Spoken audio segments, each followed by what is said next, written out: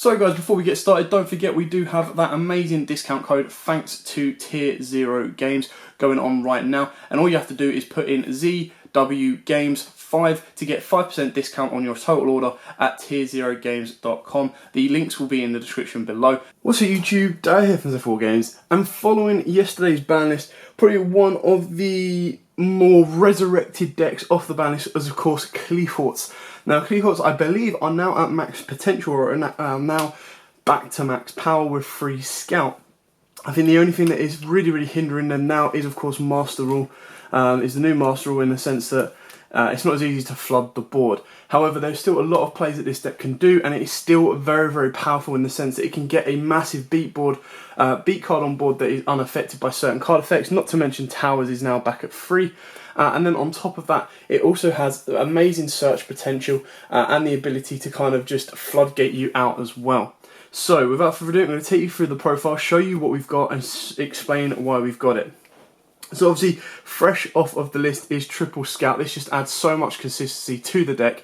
It is not a hard once per turn. So basically, when this guy goes into the scale, you pay 800 life points.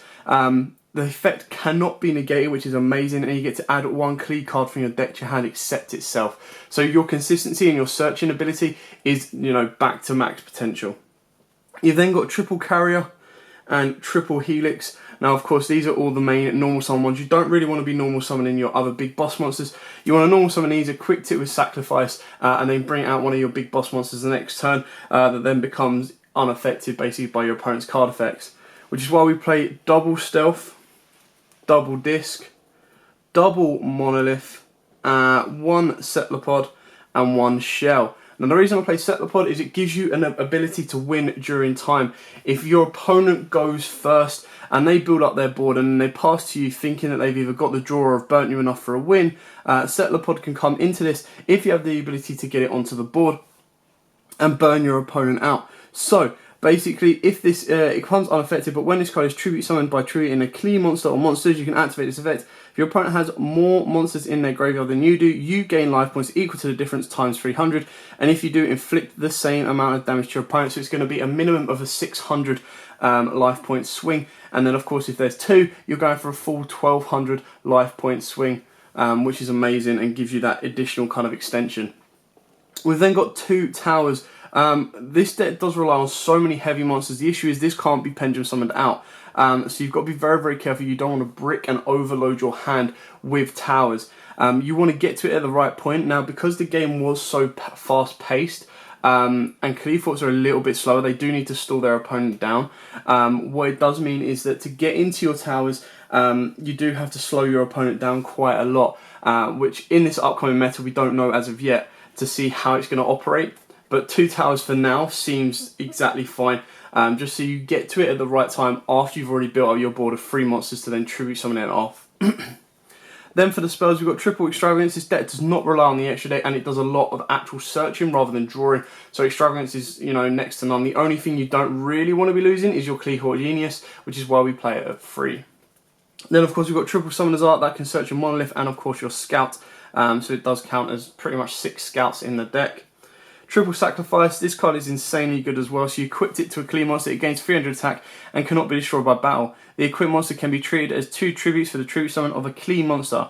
If this card is sent from the field to the graveyard, you can add 1 Qli monster from your deck to your hand. So the whole idea is, technically you could, if you wanted to, pendulum summon out or just 1, if not 2 of the Qli monsters, equipped it with this, and then if you haven't used your normal summon, tribute that Qli monster off straight away for one of your big boss monsters that becomes unaffected, and then of course your Sacrifice then gets you an additional search as well.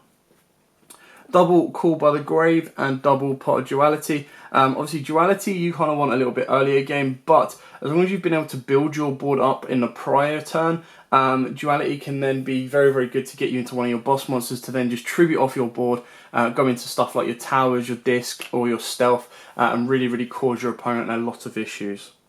Onto the traps, we've got double Imperm, double Rivalry, double Lose One Turn, and a single Recreate and a single Skill Drain. So as you can see by all the traps, they are just pure floodgates, apart from the fact that Impermanence, you're just there using it as your first turn kind of play to stun your opponent as an additional hand trap. If you don't have imperms, of course, you can put any of the hand traps in that you wish. Your Ashes, your Ogres, your Veilers, anything like that will get the job done for you without much of an issue.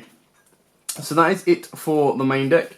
Moving on to the extra deck, where we've got a little bit of variety. But like I said, we do not rely on the extra deck so heavily. If you do want to if you feel that you need to rely on certain elements of the extra deck, then by all means bump them up in terms of ratio, and then you're not going to lose them all with your extravagance. So for the XYZs, you've got the one Utopia Beyond, and then your Cyber Dragon Infinity and your Cyber Dragon Nova. Of course, you can actually make these quite easily. These are obviously with Monolith and Scout.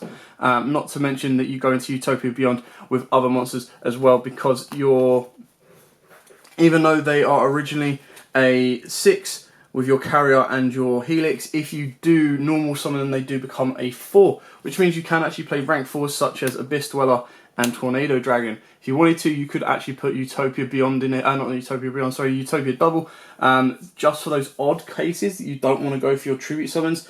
But normal summoning in this day and age, in this meta, if you have the ability to bring out like giant boss monsters, is actually very, very good. Then on to the Link monsters. Of course, we've got triple Qliphort Genius. Like I said, this is probably the one that you do not want to be losing off of your extravagance. The fact that it only requires 2 machine monsters is really, really cool as well. And then it's unaffected by spells and trap cards effects and the activated effects of other Link monsters. And then once per turn, so one face-up monster on one face-up card on each player's field. Except this card, both those cards have their effects negated until the end of the turn. When 2 monsters are special summoned to the zones this card points to, you get to add a level 5 or higher machine monster. So the whole idea of this is you would normal summon a Helix into a Qliphort zone, use Genius's effect to negate the Helix, which puts it straight up to a 2400 beta, which is, obviously what you need to be looking for in this deck. Then onto the other ones, we've got a Mrs. Radiant, just for the odd times that if you do get locked out of machines, you've got an Earth ability to go into. You want Blackluster Soldier because it's quite easy to get 3 monsters with different names. 9 times out of 10 you'll be going into towers rather than going into your BLS, but it does give you another link-free option. You've then got the Nightmare package of course, Phoenix, Cerberus, and Unicorn. And then for the boss monsters, you've got Borreload and Boral Sword. Again, very, very rare that you'll actually go into these, because 9 times out of 10 you're going to go with your boss monsters of your Qlis over your boss monsters of your Link monsters. But you just need to fill the extra deck with 15 monsters, just so you can have the accessibility to Extravagance, which is very, very easily done. And then as long as you've got your Genius in there and just your generic kind of cards that will work with this deck, you're pretty much in the driving seat. So that is it for the Qliphort deck. Like I said, probably one of the best, or probably one of the more affected decks in a positive manner coming off the ban list, not mentioning, of course, Salamangreats that got the biggest hit. But let me know what you think. Do you think Qliphorts actually have a space in the meta? Can they become strong rogue? Or is their time completely past with the fact that Master Rule is now in full effect with Link monsters? But for now, anyway, thanks for watching. Don't forget to like, comment, subscribe, share, and until next time, guys, as always, happy dueling. What's up, YouTube? Dad here with YUGIOH. Thanks for watching that video. If you liked it, please hit that big thumbs up button in the bottom corner as well. And don't forget to hit the big red subscribe button so you don't miss out on anything. Make sure you click that notification bell as well so you know every time one of our new videos goes up.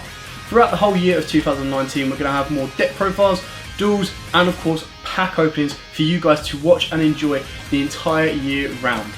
So stay tuned for more, and as always, guys, happy dueling.